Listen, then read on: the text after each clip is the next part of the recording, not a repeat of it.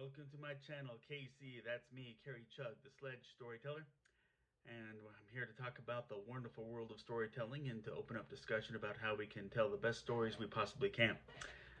I want to tell you my artist Ron Rawson, he showed me even more completed pages just yesterday.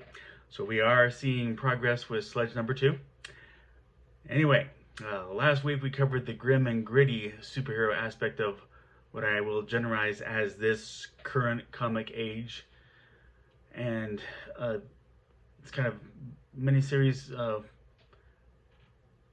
within it, different aspects of that same age because it's so big and it has you can categorize it so many ways.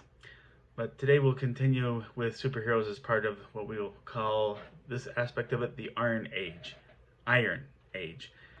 But because it's all about the approach to comic book publishers, what they took to give structure to their stories. It's often called the age of retcons, reboots, retools, and alternate universes. But first, Marvel's they retooled things with Secret Wars. That it was an unprecedented project because it was heavily influenced and involved with merchandising. See, in 1984, amid all the heavy competition between the toy companies, Mattel Toys wanted to get a stronger foothold while enjoying their success with their Masters of the Universe lineup, He-Man, all that. So they got with Marvel to start with a lineup of superhero action figures that would go hand in hand with a comic series. So that 12-issue series, it was called Secret Wars, and it was a cosmic entity called, they had a cosmic entity called the Beyonder. He observed the opposition between Marvel heroes and villains from afar and made the decision to teleport them against their wills to the Battle World. It was a distant planet where there were staged several showdowns between hero groups and villain groups, similar to the Arena episode of Star Trek where Captain Kirk and the Gorn are transported to a neutral planet for a one-on-one showdown. It worked for brand awareness and it was a financial success. Many new Marvel fans came in because of it, and they look back with fondness, though it has also met with some criticism for being too juvenile. And sometimes you wonder if a spat of being juvenile is a good thing. To rebut that, it was a well handled as a way to create intrigue and effectively introduce the uninitiated to the Marvel universe. And Marvel, they even did another round of Secret Wars in 2015.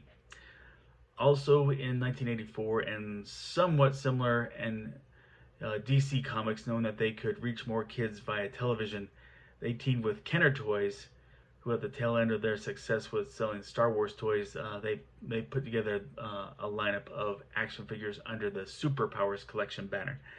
And it was, albeit loosely based on the newer version of DC's Super Friends animated cartoon. It was through the toys and the cartoon that kids got an expanded view of the DC universe with lesser known characters such as Firestorm, Cyborg, and the villains from Apocalypse, Darkseid, Calabac, all those. But shortly after the cartoon series in the comics realm, DC was in a mess, and when it came to their comics continuity, they were in need of something of a reboot. Going back to the Silver Age, they had created alternate Earths with superheroes of the Golden Age, separate from those of the Silver Age, knowing that there would be fans of both realms. And that left a lot of readers confused, though. Their solution was to streamline hitting the heroes into one single universe, and this was done in a 12-part large-scale series, Crisis on Infinite Earths. Barry Allen, the Flash, he got killed off to be succeeded by his nephew Wally West, though Barry more recently made a comeback. Wonder Woman and Supergirl, they were killed off to be reimagined from the ground up, and the stage was set for several reboots of other core characters. So since then, DC has done course correction on their continuity several times. The next one was in 1995 with Zero Hour, then more recently Infinite Crisis, Final Crisis, The New 52, and Rebirth. But back to just after Crisis on Infinite Earths, in first reboot of a character I want to talk about is 1986. The writer-artist John Byrne was tapped for the Superman reboot. His Kryptonian Superman's Kryptonian parents still sent him to Earth in a rocket just before Krypton exploded.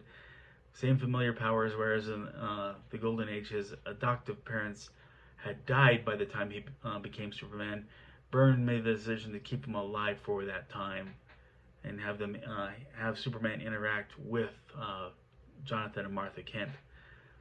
And up until this time, Lex Luthor had simply been a mad scientist, and John Byrne gave him the same level of scientific intelligence. You can say he was still kind of a mad scientist, but he went one step further, making him a corporate tycoon. But that's the gist of Superman. That now, then you have Frank Miller. He was tapped again to do a Batman story after doing Dark Knight Returns. In 1987, he wrote what was called Year One, and collaborating with artist David Mazzucchelli. And that followed the same story where Bruce Wayne's parents were murdered by a mugger, but had him, after years of training by various mentors all over the world, he came back to Gotham and made his first attempt at crime fighting by walking through the Gotham in street clothes, only to experience failure, to where he almost died. Then that leads to the classic epiphany of the bat flying through the window. That's leaving out a lot, admittedly, because that would easily add another 10 minutes to this video. You can easily get Batman Year One at most libraries to get the full story. But my favorite DC reboot, it was Green Lantern Emerald Dawn. It was created by Keith Giffen and Gerard Jones, with the first issue written by Jim Owsley. So here, Green Lantern Hal Jordan is the hotshot test pilot with attitude issues. He's summoned by the ring the same way as when he was first created in 1959, when he received the ring from the dying Abin Sur, who was the Green Lantern of that galactic sector that included Earth. And the new responsibility gradually brings Hal Jordan to discover qualities deep within himself and a new purpose. And so that may sound familiar to those who've seen the Green Lantern movie with Ryan Reynolds. They drew heavily from that, and that might not be encouraging for a lot who've never heard of that story, but it wouldn't have been the basis for that if the comic story hadn't received much acclaim by critics and readers, which it really did. So I told you it's my favorite of the reboot stories, so I recommend it to anybody who wants to look into that. And another thing that got big during this age was the crossover. Now, usually it's DC characters coming together with Marvel characters, though sometimes DC has crossed over with such publishers as Dark Horse, Image, Top Cow. It actually started in 1976 with, it was titled Superman vs. Amazing Spider-Man, followed in 1981 by Superman and Spider-Man. And then in that same year, 1981, Batman crossed over with the Hulk. And in 1982, the Teen Titans. That's a team of the major sidekicks like Robin and Kid Flash to the main heroes. They crossed over with the Uncanny X-Men in 1982. We wouldn't see another crossover until 1994. That's why I'm associating that with this current age. That was the first of two Batman and Punisher crossovers. And there were two Batman Spider-Man crossovers, two Batman Daredevil crossovers, one Batman Captain America crossover. Superman, he crossed over with Marvel's Silver Surfer, also with the Fantastic Four. Green Lantern also crossed over with Silver Surfer. I mean, these cases where the two big characters are coming, I mean, there were several of them. I'm not going to list them all, but there was a DC versus Marvel comic with showdowns involving many of the standout characters, and the fans got to vote as to who won each of those showdowns, and proved to be a success. Also led to what's called the Amalgam universe, where DC and Marvel, they merged characters. Like you had Super Soldier, which was Captain America merged with Superman. You had Dark Claw, which was Batman merged with Wolverine. But the biggest that perhaps the biggest one was probably 2003's JLA crossover with the Avengers. Now, move on from there. That the next fun alternate story methods to mention are DC's Elseworlds stories and Marvel's What If stories. So DC's Elseworlds were all about setting the characters in different settings, often in older times, sometimes in the future, or in alternate forms of the present, different from the traditional DC present. But it all started with Batman and Gotham by Gaslight. It was set in the Victorian era, and Batman, he gets pitted against Jack the Ripper. You have Superman Speeding Bullet. That's kind of both a Superman and a Batman Elseworlds comic. The stage is set where Kal-El, that's Superman from as he was called in Krypton, that rocket crashes in Gotham rather than Smallville, and he's raised by the Waynes, and he becomes Batman with Superman powers as an answer to his parents' murder. Then you have Superman Red Sun. There he lands in Soviet Russia, so fun interpretation of what would happen from there.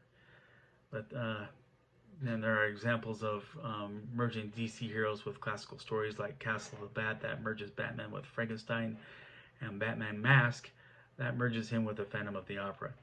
But that just all kinds of stories that gave opportunities for creators to toy with the DC superheroes and have fun with their ideas. Marvel's What If series took pivotal moments and their hero stories and went with alternative scenarios like what if Spider-Man's girlfriend Gwen Stacy didn't die, or versions of the Fantastic Four that involved different Marvel heroes as part of that four, how that would work. But they too had things similar to DC's Elseworlds, like putting Captain America in the Civil War times. But so the Iron Age of comics was a large part of it was about fun story experiments that stretched ideas and gave precedence to how far you can take things. But that's my spiel on the Iron Age. Thanks for watching. If you like this video, please click like. If you like this channel, please click subscribe or follow me on Instagram and share this with a friend. The invitation remains open to purchase Pledge number 1. Just click that copy below, or on Instagram, copy and paste it. I hope this can get some discussion going. Agree, disagree, something I didn't mention, please comment below. I keep wanting to say, let's seek understanding amid much misunderstanding in our world. Let's see each other as equals amid this pandemic. Be safe, and God bless.